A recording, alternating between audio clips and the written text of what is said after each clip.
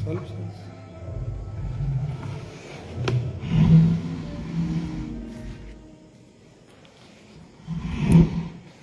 ನೀರಿನ ಕಡೆ ನೀರು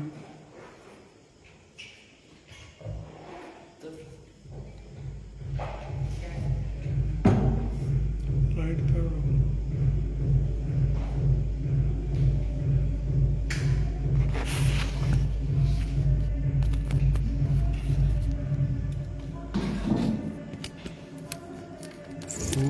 नमो भगवते वासुदेवाय। ओम नमो भगवते वासुदेवाय।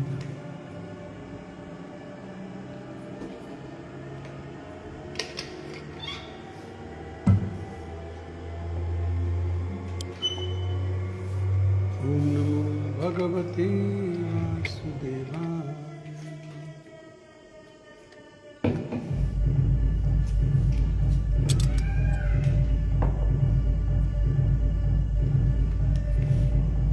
कृष्ण करुणा सिंधु दीनबंधु जगतपति गोपीश गोपिका कांत राधा कांत नमोस्तुते। तप्त कांचन गौरांगी राधे वृंदावनेश्वरी वृषभानुसुते देवी प्रणमामि हरिप्रिये। वाञ्छाकल्पतरुभ्यश्च कृपा सिंधुभ्येव च पतितानां पावनेभ्यो वैष्णवेभ्यो नमो नमः।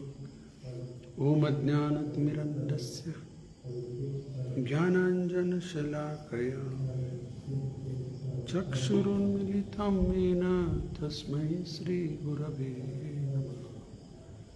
मूकं करोति वाचालं भङ्गुं लङ्घयते गिरिं यत्कृपातमहं वन्दे परमानन्दमाधवं श्रीगुरुदेवताय। हरे कृष्णा। सभी भक्तों को स्वागत है। तो आज का विषय भगवत गीता यथारूप 12 अध्याय श्लोक संख्या 2। श्री भगवान् उवाच मय्यावेश्य मनो ये मां नित्ययुक्त उपासते श्रद्धया परयोपेताः ते मे युक्ततमा मताः। शब्दार्थ। श्री भगवान् उवाच। The Supreme Personality of Godhead said, Myi, unto me,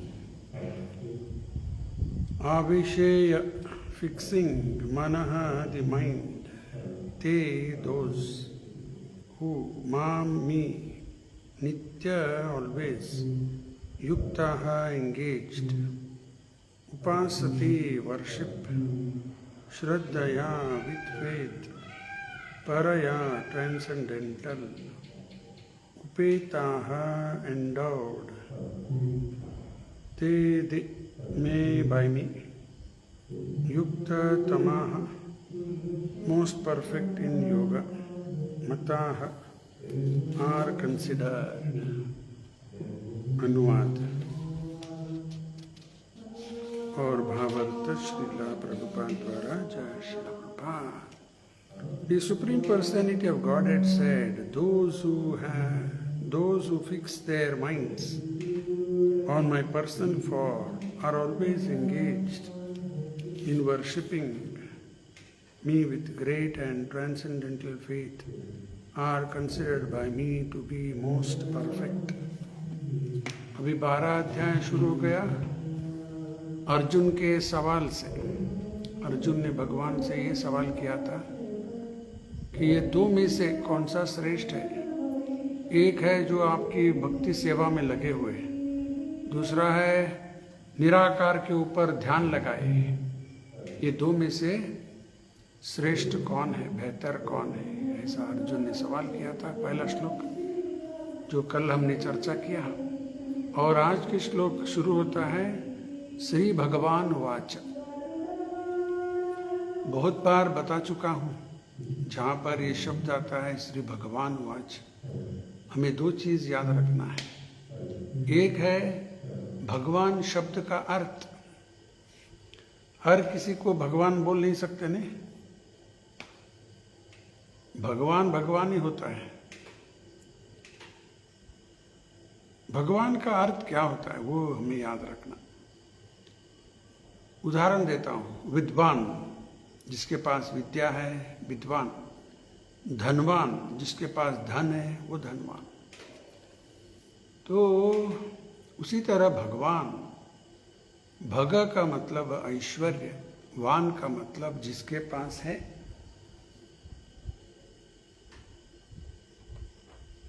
भगवान, भग का मतलब ऐश्वर्य। कौन सा है? 6 ऐश्वर्य। ऐश्वर्यस्य समग्रस्य वीरस्य जसस श्रिय ज्ञान वैराग्यश्चैव सन्नाम भगनिति ज्ञान। ये वेदव्यास जी के पिता पराशर मुनि वो बताते हैं भगवान की डेफिनेशन। जिनके पास 6 ऐश्वर्य, समग्रस्य जिसका कोई सीमा ही नहीं, वो भगवान। Wealth, beauty, knowledge, strength, fame, renunciation, ये 6 ऐश्वर्य जिनके पास है समग्रस्य, वही भगवान। और जब भगवान बोलते उसमें कभी दोष गलती हो ही नहीं सकता। अगर दोष होता है तो भगवान होता नहीं हो। जब अर्जुन बोल रहा है या धृतराष्ट्र, संजय, वो सभी जीव है, वो जो बोल रहे उसमें दोष हो सकता है। लेकिन जब भगवान बोलते हैं उसमें कभी भी दोष नहीं आएगा। उसके लिए उदाहरण यहां पर 2 चीज याद रख लेंगे। बद्ध जीव में 4 तरह का दोष होता है, 4 डिफेक्ट्स बद्ध जीव के अंदर। 4 दोष कौन से हैं? पहला है हमारा इंद्रिय अपूर्ण, इम्परफेक्ट सेंसेस। और दूसरा, हमारा इंद्रिय अपूर्ण होने के कारण हम सब गलती कर बैठते हैं। इंग्लिश में कहा गया सर्टेनिटी ऑफ कमिटिंग मिस्टेक्स, गलती हो जाता है। और तीसरा दोष सर्टेनिटी ऑफ बीइंग इल्यूजन, माया में आ जाती। क्या अपने आप को ये शरीर समझते नहीं, माया में फंस गए। सर्टेनिटी ऑफ बीइंग इल्यूजन, तीसरा दोष। और चौथा प्रोपेंसिटी टू चीट, झूठ बोलना, धोखा देना, ये सब होता है। 4 तरह के दोष बद्ध जीव में। तो इसलिए जब बद्ध जीव कुछ बोलता है, कुछ करता है, तो उसमें गलती आ जाता है। लेकिन जब भगवान बोलते उसमें कभी दोष, गलती नहीं आ सकता, क्योंकि भगवान के इंद्रिय पूर्ण, हमारा इंद्रिय अपूर्ण, इम्परफेक्ट सेंस, और भगवान का इंद्रिय पूर्ण। उसके लिए उदाहरण,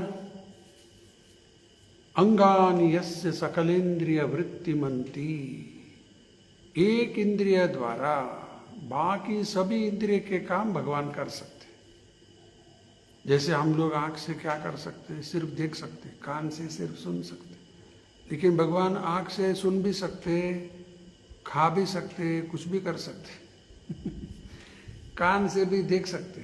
हम लोग क्या देख सकते? एक इंद्रिय द्वारा बाकी सभी इंद्रिय के काम भगवान कर सकते हैं। इसलिए भगवान का इंद्रिय पूर्ण, परफेक्ट। और इसीलिए परफेक्ट है तो दूसरा दोष तो आएगा ही नहीं, मिस्टेक होता ही नहीं, सर्टेनिटी ऑफ कमिटिंग मिस्टेक्स। और तीसरा, माया में आता है क्या भगवान? मायाधीश, माया को भगवान वश में रखते हैं। और हम सब बद्ध जीव मायाधीन हो गए, माया के अंदर फंस गए। लेकिन माया को कंट्रोल करने वाला भगवान, वो भगवान का शक्ति है माया। मम माया, ये मेरा ही माया है, तो ऐसा भगवान बताते। तो ये तीसरा दोष भी नहीं होगा भगवान के अंदर, इम्पॉसिबल। और भगवान चीटिंग करते क्या? झूठ बोलना, चीट करना। कृष्ण अवतार में भगवान ने झूठ भी बोला नहीं। अरे माखन खाया है क्या? नहीं खाया बोला। सूरदास का बहुत सुंदर भजन है, मैं नहीं माखन खायो। तो माता यशोदा एक बार पूछती कृष्ण को, तूने माखन खाया है क्या? नहीं खाया। खाया था लेकिन बोला नहीं खाया। तो फिर माता को पता लग गया कि माखन खाया है, फिर भी झूठ बोल रहा है। तो फिर कृष्ण अलग अलग बोलने लगा। पहला, मैं क्यों माखन खाऊं? आप इतना सब कुछ मुझे देते नहीं खाने के लिए, मैं क्यों खाऊं? नहीं खाता। और ये सब बोला। फिर माता को बोला, तुम बहुत अच्छे हो, ऐसा हो वैसा हो। फिर भी माता मानने को तैयार नहीं। फिर बोला कृष्ण, आप सुबह सुबह मुझे गाय चराने के लिए भेज देते, तो मुझे समय कहाँ मिलता है ये सब करने के लिए, माखन खाने के लिए टाइम नहीं मेरे पास। सुबह सुबह गाय लेकर चला जाता हूँ। फिर भी माता माना नहीं। तो फिर ये सब लगा हुआ नहीं गाल के ऊपर, ये क्या है? माखन लगा था इधर उधर सब जगह लगा। तो फिर कृष्ण बोले, नहीं नहीं, वो थोड़ा ये हुआ था इसलिए माखन लगाया मैंने। जैसे ठंडी के मौसम में हम लोग कुछ लगाते नहीं, क्रैक्स हो जाता है ठंडी के मौसम, ऐसा मैंने लगाया, ऐसा बोलो। तो माता मानने को तैयार नहीं। जो भी बोला कृष्ण मानने को तैयार नहीं। अंत में कृष्ण ऐसा बात बोल दिया माता को, तो लोग सभी बोल रहे हैं कि मैं आपका बेटा नहीं हूं, शायद इसलिए आप मुझे बार बार ऐसा मेरे ऊपर शक करते हैं। तो वास्तव में कृष्ण तो देवकी का पुत्र है, यशोदा का पुत्र नहीं है वो। लेकिन यशोदा का यहाँ बड़ा हो गया, यशोदा भी माता की समान ही है, वो बात अलग है। फिर ऐसा कृष्ण ने बोल दिया, इतनी छोटी सी बात और इतना बड़ा विषय बढ़ गया। तो मामला बहुत गंभीर हो गया। अभी फिर अंत में वो सूरदास के भजन में ऐसा ही आता है, अंत में यशोदा खुद बोलने लगी, बेटा तू माखन नहीं खाया। ऐसा वो बोलने लगी। और अंत में कृष्ण, माता बोल रही है तू माखन नहीं खाया, और अंत में कृष्ण बोलता है खुद, नहीं नहीं मैंने माखन खाया बोलता है। सुंदर भजन है, आपको मिल जाएगा, शायद यूट्यूब में गए तो मिल जाता है। तो भगवान झूठ बोले, लेकिन वो झूठ क्या है? वो झूठ लीला है भगवान का। वामन के साथ भी चीटिंग किया, 3 पग भूमि लेता है बोलकर त्रिविक्रम रूप ले लिया, वो भी एक तरह का चीटिंग है नहीं। लेकिन भगवान को क्या चीट करना है? सब कुछ उसी का है। 3 लोग क्या, करोड़ों करोड़ों ब्रह्मांड है, वो है आध्यात्मिक लोग, सब का स्वामी भगवान है, उसको क्या चीट करना है? नहीं। तो ये सब भगवान अद्भुत लीला करते हैं। तो भगवान के अंदर कोई दोष नहीं है, परफेक्ट। तो इसलिए जब भगवान बोलते हैं उसमें कभी गलती हो ही नहीं सकता। और एक उदाहरण दे देता हूँ उसके लिए। 4 अध्याय गीता का पहला श्लोक, वो भी शुरू होता है श्री भगवान उवाच, इमं विवस्वते योगम प्रोक्तवानहम अव्ययम विवस्वान मनवे प्राह मनुईक्षवा कवेत अब्रवीत। करोड़ों करोड़ों साल पहले मैंने यही ज्ञान दिया था सूर्य देव को, और सूर्य ने मनु को दिया, मनु ने इक्ष्वाकु राजा का दिया। तो अगर भगवान को ये सब याद है, वह रहता है, और वही ज्ञान जो करोड़ों साल पहले दिए थे, वही ज्ञान फिर अर्जुन को दे रहे हैं। उसमें कोई चेंज होता है क्या? जैसे स्कूल का बुक्स में सिलेबस चेंज हो गया, वो चेंज, ये चेंज, साइंस थेरीज बदलते जाता है, लेकिन इसमें कोई चेंज नहीं। जो भगवान बोले करोड़ों साल पहले सूर्यदेव को, फिर वही ज्ञान अर्जुन को दिए, और वही ज्ञान आज भी हम लोग पढ़ रहे हैं। तो भगवान के अंदर कोई दोष नहीं, इसलिए भगवान जब बोलते उसमें कभी गलती हो ही नहीं सकता। तो अर्जुन का प्रश्न क्या था? एक है जो भगवान की सेवा में लगे हुए हैं, पर्सनलिस्ट, दूसरा है इम्पर्सनिस्ट, निराकारवादी। वो भगवान के ध्यान लगा के बैठ गए। भगवान बोलते नहीं, वो निराकार के ऊपर ध्यान कैसे लगाते पता ही नहीं, निराकार के ऊपर कैसे ध्यान करना। लेकिन फिर भी अर्जुन ने सवाल किया भगवान से, ये दो में से श्रेष्ठ कौन सा है? तो आज के श्लोक में भगवान स्पष्ट बता दिया, ये दो में से जो मेरी भक्ति सेवा में लगे हुए हैं वही श्रेष्ठ। तो आज भी लोग ध्यान में बैठे रहते हैं, आंखें बंद कर कर। कल बताया मैंने, मुझे भी एक बार किसी ने थोड़ा जबरदस्ती किया, नहीं नहीं आप आना एक बार मेरे साथ, आओ उधर ध्यान लगाते देखो कैसे रहता है। मेरा मन नहीं था जाने का, फिर भी ये बहुत बार बोल रहे थे, चलो जाएंगे देखेंगे क्या करते हैं। बड़ा हॉल में बहुत सारे लोग बैठे, सब सफ़ेद है और आंखें बंद करके चुप बैठे सब। मैं भी जाकर बैठ गया और ध्यान कर रहे, आंखें बंद कर कर। क्या ध्यान कर रहे पता नहीं, कुछ लोग उसमें सोए भी थे और सामने एक दीप लगा हुआ है और बोलते उसके ऊपर उसको देखो, उसकी तरफ। अरे निराकार बोल रहे, फिर दीप के ऊपर देखो बोलते, क्या क्या कर रहे। ये सब पद्धति सही नहीं है। खुद भगवान ही बोलते ये पद्धति, ये मार्ग बहुत कष्ट से भरा हुआ है। कल मैंने उदाहरण दिया, समझो आप ही खुद गाड़ी लेकर जा रहे हैं और रास्ते में बड़ा बड़ा खड्डा है,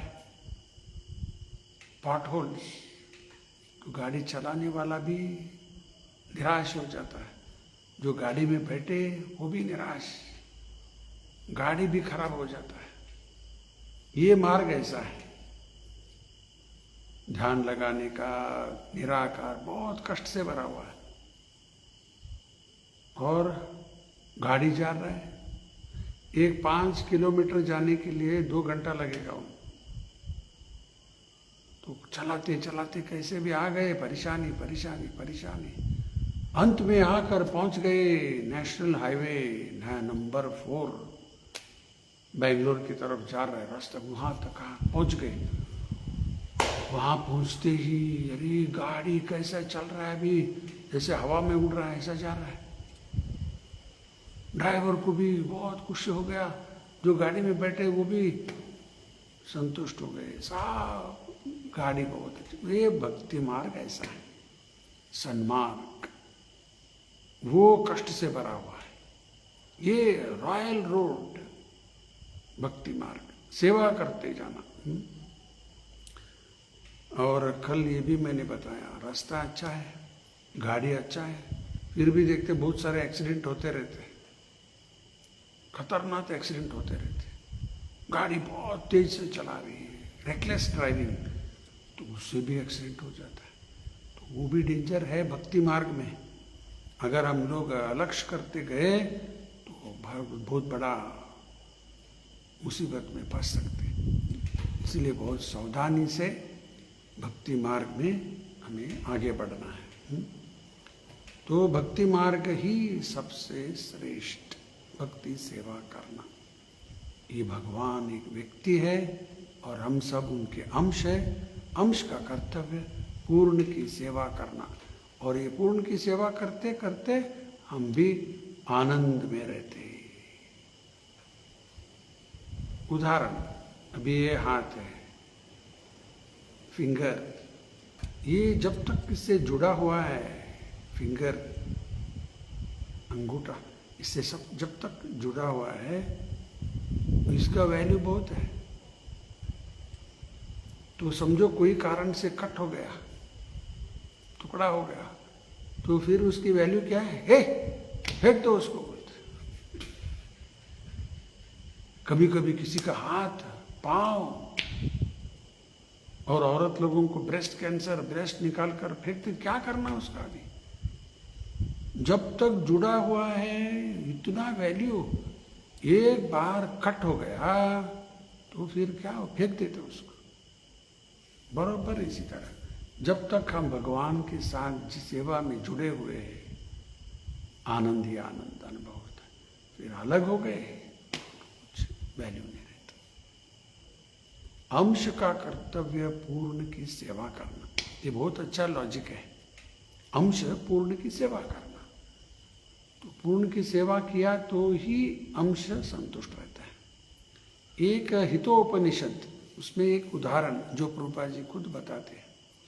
एक बार ये शरीर के अलग अलग अंग, वो सब सोचने लगे हम में से सबसे श्रेष्ठ कौन सा है। आंख बोला मैं सबसे श्रेष्ठ हूँ। फिर हाथ बोला मैं काम करता हूँ। अरे तुम क्या काम करोगे अगर आंख नहीं होता? आंख, हाथ, ये सब बोलने लगे हम श्रेष्ठ है, हम श्रेष्ठ है। फिर अंत में निर्णय में पाँव भी बोल रहा मैं श्रेष्ठ हूँ, वो श्रेष्ठ, सब ऐसा होते गया। तो फिर सभी सोचे हम लोग सब काम करते, हाथ भी काम कर रहा है, पाँव काम करता है, आंखें काम करता है, हम सब काम कर रहे हैं, लेकिन ये पेट जो है कुछ करता ही नहीं। पेट बस ऐसा ही हो। हम लोग सब मेहनत करके वो लाकर बाजार से सामान लाना, ये लाना, फिर वो लेकर पेट में डाला। पेट क्या काम करता है? कुछ करता ही नहीं। तो वो सभी सोचे कि अभी हम ये पेट की सेवा क्यों करें हम। हाथ बोला मैं कल से ये पेट की सेवा नहीं करूंगा। पाँव भी बोला मैं भी नहीं करूंगा। आंख भी बोला मैं भी नहीं करूंगा। हाँ, स्ट्राइक के ऊपर हो गए, नहीं करेंगे सेवा अभी। तो हाथ भी सेवा करना बंद कर दिया, पाँव, आंखें सब बंद करने, सेवा बंद हो गया, पेट की सेवा नहीं कर। तो एक दिन गया, जैसे हम लोग देखते हैं एकादशी के दिन, अभी आ रहा है 13 तारीख, आज 10 तारीख है, अष्टमी है, कल नवमी, फिर दशमी और 13 तारीख एकादशी। हम लोग देखते एक दिन उपवास करके, निर्जल करके देख लो तो थोड़ा कमजोरी हमारे शरीर में आ जाता है। तो उस तरफ एक दिन 2 दिन ये लोग स्ट्राइक में आ गए, सब हाथ पाँव आंखें, पेट की सेवा नहीं कर रहे। तो धीरे धीरे धीरे हाथ में भी कमजोरी, पाँव में कमजोरी, आंखों में कमजोरी, सब थक गए। और वो बोले ये क्या हो गया, हम पेट की सेवा करते रहे तो हमारे में भी ताकत रहता है। फिर वो बोले नहीं नहीं, पेट का सेवा करना ही पड़ेगा हम। फिर सब मिलकर पेट की सेवा फिर शुरू कर दिया। फिर हाथ में भी ताकत आया, पाँव में भी ताकत आया, आंख में भी ताकत आया, सब शरीर के अंदर ताकत आया। तो बस उसी तरह भगवान की सेवा किया तो हम भी संतुष्ट। क्यों? क्योंकि हम सब भगवान के अंश है। और एक उदाहरण जो प्रभुपाद जी खुद बताते हैं। देखो प्रभुपाद जी टाइपराइटर यूज करते थे। उस जमाने में तो कंप्यूटर नहीं था, टाइपराइटर प्रभुपाद जी यूज करते थे। एक्सपर्ट टाइपिंग करते थे, टक टक टक टक टक टाइप करते थे। आजकल टाइपराइटर देखने को भी नहीं मिलेगा, लेकिन प्रभुपाद जी का जो टाइपराइटर है, आप वो टाइपराइटर आज भी देख सकते हैं। उधर मायापुर, वृंदावन में रखे प्रभुपाद जी का सब सामान, टाइपराइटर वहाँ आज भी है, देख सकते। प्रभुपाद जी यूज करते। और प्रभुपाद जी वो टाइपराइटर का उदाहरण देते। टाइपराइटर का एक छोटा स्क्रू, उसको निकाल दिया तो वैल्यू क्या है उसका? No value. लेकिन उसी जगह पर वो बैठा हुआ है स्क्रू, बहुत काम करेगा। बहुत काम करेगा, टाइपराइटर उधर बैठा है, फुल वैल्यू, तो वहाँ नहीं है तो वैल्यू नहीं। उसी तरह हम सब अंश अपने अपने स्थान में रहकर भगवान की सेवा में लगे हुए तो फुल वैल्यू, और हम भी संतुष्ट रहते, और अलग हो गए तो फिर निराश, नो वैल्यू। तो अंश पूर्ण की सेवा करना है। और एक उदाहरण प्रभुपाद जी देते, ये हाथ शरीर का अंश, हाथ शरीर को सेवा, पेट की सेवा करना ही है। अगर समझो हाथ को कुछ चोट लग गया तो बैंडेज डाल देते, चोट लग गया, अभी ये हाथ सेवा नहीं कर पा रहा है क्योंकि हाथ को चोट लगा। तो प्रभुपाद जी बताते हैं जो भगवान की सेवा नहीं कर रहे अभी आज, they are in a disease condition. जो सेवा नहीं कर रहे they are in disease condition, और जो सेवा कर रहे हैं हेल्दी कंडीशन। जैसे हाथ फिर नॉर्मल हो गया, फिर सेवा शुरू, हेल्दी कंडीशन। जो व्यक्ति भगवान की सेवा में नहीं है, अनहेल्दी कंडीशन। जो सेवा कर रहे हेल्दी कंडीशन। सेवा में ही हम सब जो चाहते हैं वो प्राप्त होता है। हम सब क्या चाहते हैं? सुख चाहते हैं, आनंद चाहते हैं। अलग से भोग करने गए तो निराश हो जाते हैं।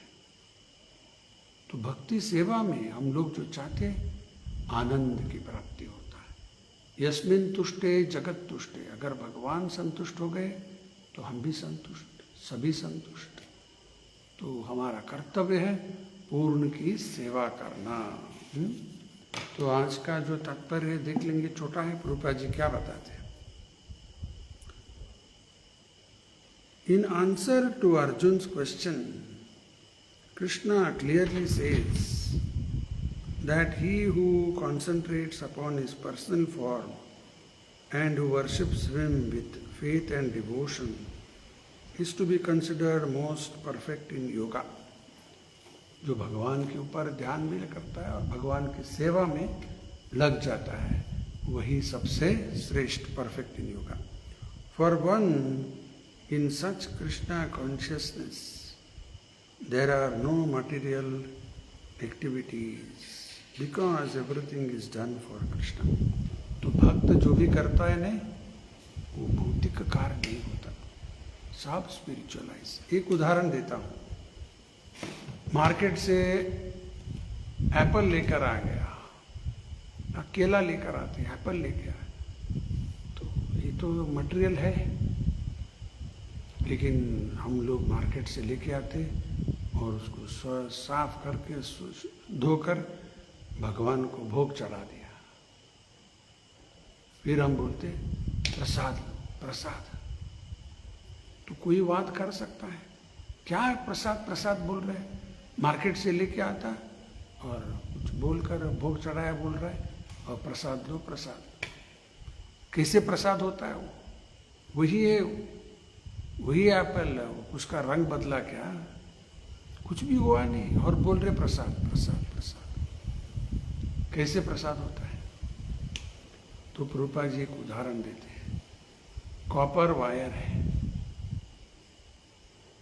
Copper wire, electric wire, copper wire, wire है, लेकिन एक बार सॉकेट के अंदर डाल दिया,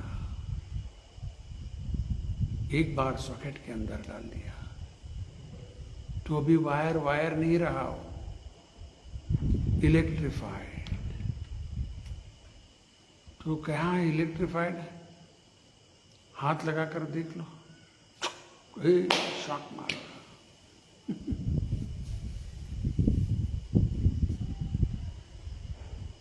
क्लियर है नहीं? हाथ लगाए तो मालूम पड़ता है इलेक्ट्रिफाइड हो गया है। उसी तरह भोग चढ़ाया, प्रसाद, ये कैसे मालूम?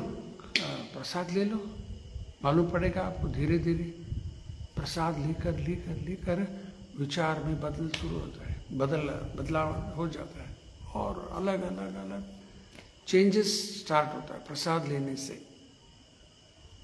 तो भी खाने का ही, लेकिन एक बार कृष्ण से कनेक्ट हो गया, स्पिरिचुअल एक्टिविटी, मृदंगा बजाते, कारताल बजाते, तो वही कृष्ण के गीत में स्पिरिचुअलाइज, वही कुछ और फिल्म के गीत गा रहा है, उसमें भी बजा रहा है, उसमें भी हारमोनियम बजाते, क्या क्या बजाते रहते वो लोग।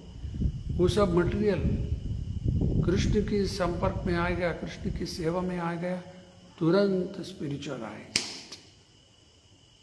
धन है, पैसा है, पैसा है, पैसा पैसा पैसा पैसा, जब तक कृष्ण की सेवा में नहीं है वो सब पैसा माया है। जब तक कृष्ण की सेवा में नहीं है वो सब माया है। वो एक बार कृष्ण की सेवा में आ गया वो लक्ष्मी है। रावण के पास बहुत धन था, क्या लक्ष्मी थे क्या उधर? रावण के पास लक्ष्मी, सब माया था, सोने की लंका, बहुत धन था रावण के पास, वो लक्ष्मी है ही नहीं, सब माया। जब सीता वापस आ गई राम के पास, फिर वही लक्ष्मी, इमीडिएट स्पिरिचुअलाइज्ड। नहीं तो वो पैसा, वो धन, वो सोना चांदी, सब माया। रावण ने जो हरण करके लेके गया वो माया सीता है। इसलिए भगवान राम बोलते हैं अग्नि की परीक्षा करना। सीता शुद्ध है कि नहीं, अग्नि की परीक्षा चाहिए। ओए, ये क्या बोल रहे हैं आप? माता सीता के ऊपर ऐसा शक करते, कोई जानता नहीं। ओरिजिनल सीता अग्नि के साथ थी, तो ये माया सीता अंदर गई, ओरिजिनल सीता बाहर आ गया। ओरिजिनल सीता वही लक्ष्मी, रावण ने जो पकड़ के लेके गया माया सीता को लेके गया। तो आजकल लोग के पास धन है, बहुत है, वो है, ये है, करोड़ों करोड़ों रुपए, वो सब माया। तो एक बार प्रभुपाद जी को पूछा गया, भक्त लोग पैसा कलेक्शन करते हैं ना, अभी मंदिर निर्माण चल रहा है, पैसा कलेक्ट करते हैं। तो प्रभुपाद जी को पूछा, आप धन क्यों इकट्ठा करते हैं? आप प्रभुपाद जी बोले, हमारा सेवा, हमारा काम हनुमान का है। हनुमान ने क्या किया? सीता को लाकर राम की सेवा में फिर लगा दिया। तो सीता अभी रावण के तरह लोगों के पास है, उनके पास है, वो जाकर उनसे कुछ बोलकर कुछ धन तो दे देते, उनको भी प्राप्त होता है पुण्य, और वो पैसा लाकर मंदिर निर्माण, सेवा, काम के लिए लगा देते। तो ये देखो, भक्त लोग हनुमान की सेवा कर रहे। और एक उदाहरण प्रभुपाद जी को देते हैं, छोटा बच्चा के हाथ में, कभी कभी हम लोग देखते हैं छोटा बच्चा है, अभी अभी पैदा हुआ है, तो छोटा बच्चा, तो कुछ लोग देखते बच्चे को पहली बार देखते, कुछ पैसा देते उनके हाथ में। समझो किसी ने एक बच्चे के हाथ में 500 रुपये नोट दे दिया, तो बच्चा के हाथ में 500 आया, बच्चा क्या करेगा? मुंह में वो क्या जानता है, वो 500 रुपये है, कुछ जानता नहीं, कुछ भी दिया तो मुंह में डालेगा वो, क्या ऐसा ऐसा करेगा, फाड़ देगा उसको। तो माता क्या करती है, बच्चे की माँ, किसी ने दिया 500 रुपये नोट, तो माता धीरे धीरे वो बच्चे के हाथ से वो पैसा निकाल लेती। प्रभुपाद जी उसी तरह बोल रहे, इनके पास धन आया, वो धन को बुरे काम में खर्चा कर देते, शराब पीने में, मांस खाने में, वो ये करके सब बुरा काम में लगा। तो भक्त लोग जाकर बोलते, मंदिर का काम चल रहा है, कुछ धन दे दो। हाँ ठीक है, दे दो। बच्चे के हाथ से कैसे माँ ने पैसा ले लिया, उसी तरह भक्त भी जाकर घर घर जाकर चंदा इकट्ठा करते, ताकि वो पैसा वो लोग उनके पास था खराब ना हो, भगवान की सेवा में लगा दो और उनको भी सुकृति प्राप्त होता है। जब रूपा जी बोलते हैं सुकृति बढ़ते जाएगा बढ़ते जाएगा बढ़ते जाएगा, सेवा करके करके करके इसका धन, ये वास्तव में ये असली धनी है। ये असली व्यक्ति धनी धनवान है, जिसके पास स्पिरिचुअल एसेट है, बहुत धनी है वो। ये मटेरियल एसेट रावण की तरह, माया। स्पिरिचुअल एसेट विभीषण की तरह, बहुत धन था स्पिरिचुअल एसेट इसके पास, विभीषण के पास। रावण के पास मटेरियल एसेट सब माया, विभीषण स्पिरिचुअल एसेट, भगवान का परिशुद्ध भक्त। तो भक्त लोग हमारे स्पिरिचुअल एसेट को बढ़ाना, जप करना, दान, ये दान करते स्पिरिचुअल एसेट हमारा बढ़ता है। और एकादशी व्रत जितना हम लोग ये करते जाते, हमारा स्पिरिचुअल एसेट्स बढ़ते जाएगा। और थोड़ा है पढ़कर समाप्त करेंगे।